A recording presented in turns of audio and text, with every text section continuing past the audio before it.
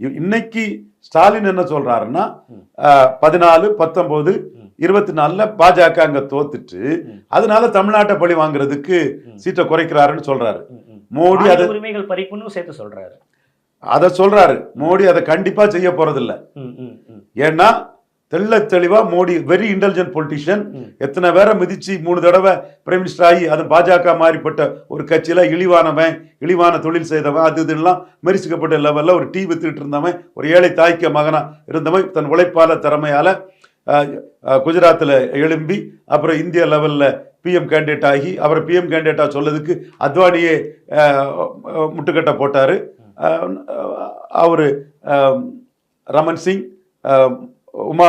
Uma Bharathi Chauhan, Raman Singh Chauhan and Vasundhara Raj இவங்களை வச்சு முட்டுக்கட்டை போட்டாரு.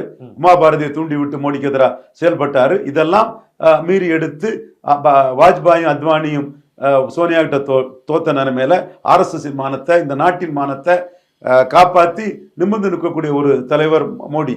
அவருக்கு இந்த நாட்டின் ஒவ்வொரு நாடி துடிப்பும் தெளிவா தெரியும். தமிழ்நாட்டை பற்றி மோடி அளவுக்கு துல்லியமா தெரிஞ்ச இன்னொரு பாஜக தலைவர் நான் தமிழ் கிடையவே கிடையாது.